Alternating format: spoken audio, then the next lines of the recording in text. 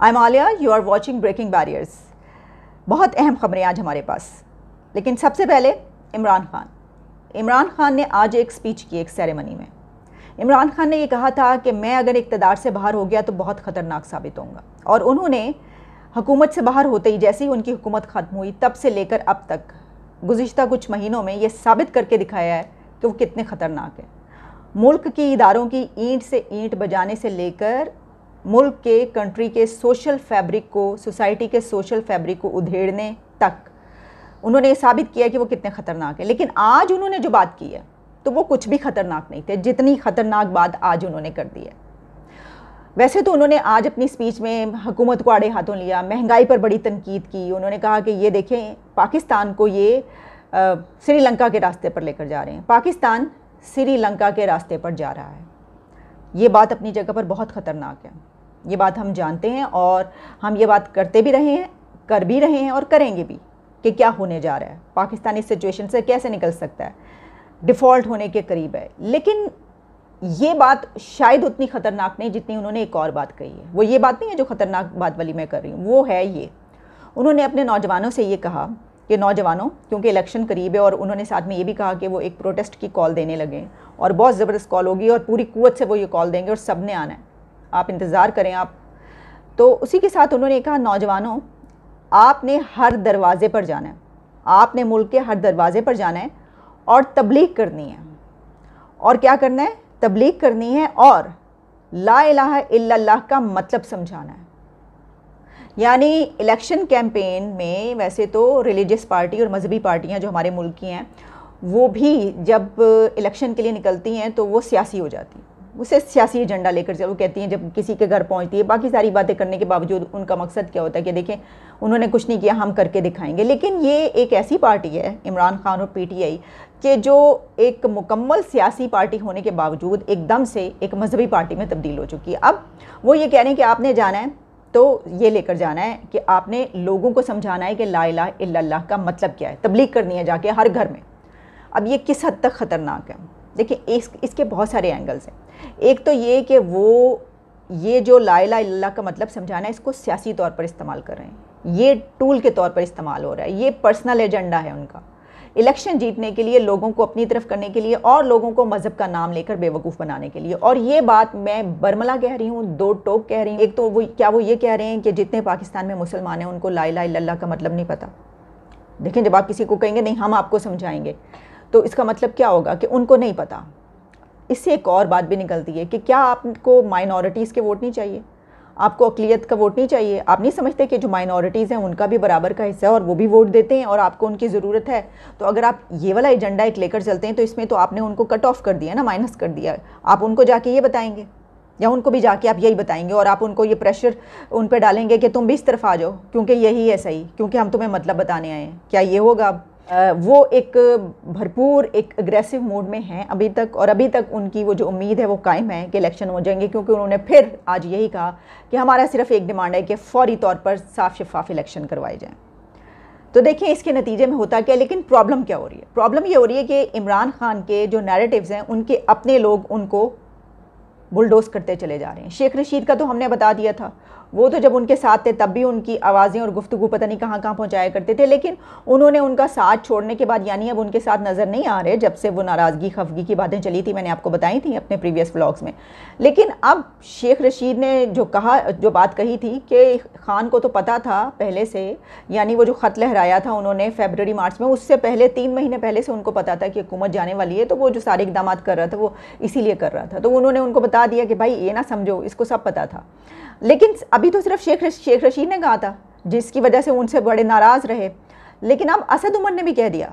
असद उमर एक television programme में थे और उसमें उन्होंने ये कहा, उनसे ये सवाल पूछा गया कि जनाब ये जो बात की जाती है कि वो जो एक मीटिंग थी जिसमें कि तीनों चीफ्स और जॉइंट चीफ्स ऑफ स्टाफ सब लोग मौजूद थे, और वहाँ पर वो कहते हैं सिक्योरिटी की मीटिंग थी, नेशनल सिक्योरिटी मीटिंग, जिसको बुनियाद बना के इमरान खान ने कहा था कि देखो मेरे खिलाफ साजिश हुई है, और यहाँ पर जो लोग मौजूद थे, जितने भी चीफ्स मौजूद थे, सब ने और फ़ौज ने भी इसको सेकंड किया और कहा कि हाँ साजिश हुई।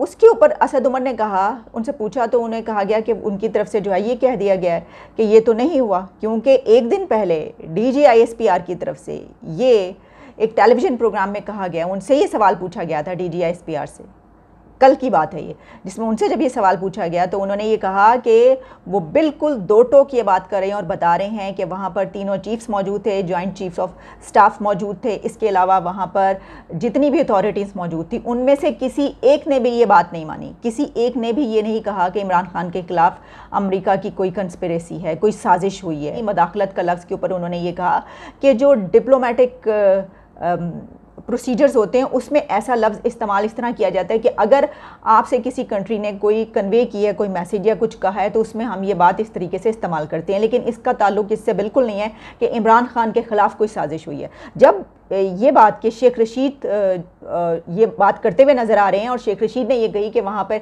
फ़ौज ने ये बात मानी थी, तो इसके ऊपर भी यही एक स्टैंड सामने आया कि शेख रशीद बिल्कुल झूठ बोल रहे हैं, धड़ाधड़ झूठ बोल रहे हैं और सफ़ेद झूठ बोल रहे हैं।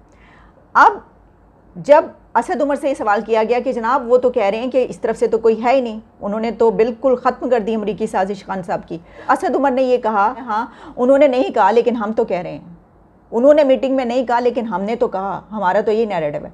यानी इनडायरेक्टली असद उमर भी ये मान रहे हैं कि वहाँ पर जो इतना ये एक इल्ज़ाम अभी तक लगाया जाता रहा, क्या ये झूठ बोला जाता रहा PTI की तरफ से, उनके जो भी नैरेटिव बिल्ड करने वाले उनकी तरफ से, कि वहाँ पर मौजूद उस मीटिंग में, क्योंकि देखिए इसने जो इस बात ने जड़ पकड़ी है या जो स्ट्रॉन्ग हुआ ये नैरेटिव किस वजह से कि जनाब वहाँ पर तो नेशनल सिक्योरिटी की मीटिंग थी और उसके अंदर जो अथॉरिटीज़ थी उन्होंने भी ये एक्सेप्ट कर लिया और सेकंड किया इस बात को, जबकि वहाँ पर ऐसा नहीं हुआ। तो अब असद उमर ने भी खान साहब का पोल खोल दिया। ये हुआ है कि अब इमरान खान का जो अमेरिकन कंस्पिरेसी का मामला है वो तो बिल्कुल ज़मींबोस हो चुका है। अच्छा, एक और बात इसमें ये हुई कि DGISPR ने जो डिफेंस बजट है उसके ऊपर भी उनका एक स्टैंड सामने आया, क्योंकि जैसे ये बजट आया उसमें हमने देखा कि डिफेंस बजट इतना ज़्यादा, तालीम का इतना छोटा छोटा बजट जिसमें कि पीनट की तरह मूंगफलियाँ खा लें, छुआरे खा लें आप, बस इतना ही बजट होता है। और जो हेल्थ का बजट है वो भी ऐसे ही, तालीम का भी, और डिफेंस बजट इतना ज़्यादा। तो इसके ऊपर तनकीद शुरू हो गई, हमने भी इसके ऊपर तनकीद की। तो उसके ऊपर उन्होंने कहा है कि जब भी बजट पेश होता है तो डिफेंस बजट पर बहस शुरू हो जाती है, डिबेट शुरू हो जाती है, जबकि जो डिफेंस बजट है वो थ्रेट परसेप्शन, चैलेंजेस और इसके अलावा इस तरह के जो मसाइल हैं और अपने वसाइल देखते हुए उनको सामने रखते हुए ये बनाया जाता है। और उन्होंने कहा कि भारत का बढ़ता हुआ डिफेंस बजट अपने सामने रख लें, और फिर 2020 से पाकिस्तान फ़ौज ने अपने बजट में कोई इजाफा नहीं किया, ये भी याद रखें। उन्होंने कहा कि असल में ये बात ये है कि एक तो ये कि हमारा जो हमसाया मुल्क, जिससे कि हम ये कहते हैं कि थ्रेट परसेप्शन की जो आप बात करें, तो उनका आप दिफाई बजट सामने रख लें। तो इसमें यह भी है कि आप उनका मुल्क और उनका मुल्क कितना बड़ा है और उनकी पॉपुलेशन कितनी बड़ी पॉपुलेशन है और उनकी इकॉनमी किस दर्जे पर है और वो कितने ज़्यादा ताकतवर हैं हमसे, तो फिर ये भी सामने रखता है। लेकिन उनका यहाँ पर जो स्टैंड है वो समझ में आ रहा है कि जो हमेशा से ये रहा है कि भाई हमें तो ये बजट इस तरह रखना है। लेकिन साथ में उन्होंने जो अहम बात की वो ये है कि 2020 से पाकिस्तान फ़ौज ने अपने बजट में कोई इजाफा नहीं किया है, और महंगाई की शरह से देखें तो जो डिफेंस बजट है उसको कम किया गया। और साथ में ये भी एक अहम बात उन्होंने बताई कि जो फ़ौज का बजट GDP की जो शरह है, GDP की रेशो के लिहाज से मुसलसल नीचे जा रहा है, कम हो रहा है, यानी 100 बिलियन रुपीस बजट कम कर लिया है। और इसमें उन्होंने ये बताया कि जिस तरह बाकी जगहों पर कटौती और ये किया जाए और फ्यूल बचाया जाए जो है एक ऐसी, तो वो कैंपेन फ़ौज में भी स्टार्ट की गई है और ऐसे पैरामीटर्स इख्तियार किए गए हैं जिसकी वजह से कम खर्चा हो। तो ये क्योंकि हमने इसके ऊपर तनकीद की तो ये जो स्टैंड होता है दूसरी तरफ से वो ज़रूर शामिल करना चाहिए। परवेज़ मुशर्रफ का मामला तो हम पहले ही डिस्कस कर चुके हैं, अगर आपने नहीं देखा तो आप मेरा प्रीवियस व्लॉग उठा के देख लें, उसमें बहुत तफसील से तज्जिया मैंने किया है, ज़रूर देखिएगा कि जिसमें ये बात की है कि जी वो वापस आ रहे हैं। उसके ऊपर नवाज शरीफ ने जो ट्वीट किया वो उसके ऊपर शेख रशीद साहब ने भी एक बात कही है जिस पे उनका ये कहना है कि नवाज शरीफ के पास और कोई ऑप्शन नहीं था इसके अलावा, ये कहने के अलावा। और बड़ी अच्छी बात है, उन्होंने वही एक उठा दें फ़ौरन फ़ौज को, और उन्होंने कहा कि बहुत ज़बरदस्त, ये तो इदारे ने, फ़ौज ने बहुत ज़बरदस्त फैसला किया उनको वापस लाने का, वाह वाह कमाल है, क्या बात है, तालियाँ, ये सब कुछ उन्होंने कहा, आप जानते ही हैं। तो इसके ऊपर हमारा जो स्टैंड है वो हम अपने पिछले प्रोग्राम में आप तक पहुँचा चुके हैं। लेकिन जी अब ज़रा थोड़ा सा हम बाहर निकलते हैं यहाँ से। बड़ी अहम 2-3 खबरें जिसके ऊपर मैं आज ज़रूर बात करूँगी। वो है एक तो ये कि पाकिस्तान ने एक अमेरिकन कोर्ट से एक केस जीत लिया, और वो इस तरीके से हुआ है कि एक केस था जो कि पाकिस्तान के नेशनल बैंक पर वो किया गया था, और उसमें यह था कि अमरीकी अदालत में नेशनल बैंक ऑफ पाकिस्तान के ख़िलाफ़ एक दहशतगर्दी के लिए जो फाइनेंशियल सपोर्ट है वो प्रोवाइड की गई है, ये कहा गया था। इसके ऊपर ये केस चल रहा था और ये चंद साल पहले की बात है कि जब अफ़गानिस्तान में जो अमेरिकन बेस थी वहाँ पर फ़ौजियों की, वहाँ पर हमला हुआ था जिसमें तकरीबन 9-10 फ़ौजी अमेरिकन उसमें हलाक हो गए थे। तो उस वक्त वहाँ पर ये कहा गया था कि न्यूयॉर्क की अदालत में नेशनल बैंक ऑफ पाकिस्तान पर वहाँ पर दहशतगर्दी को फाइनेंशियल सपोर्ट प्रोवाइड करने के लिए इल्ज़ाम लगाया गया था और फिर वो केस चल पड़ा। लेकिन अब ये केस पाकिस्तान जीत गया है।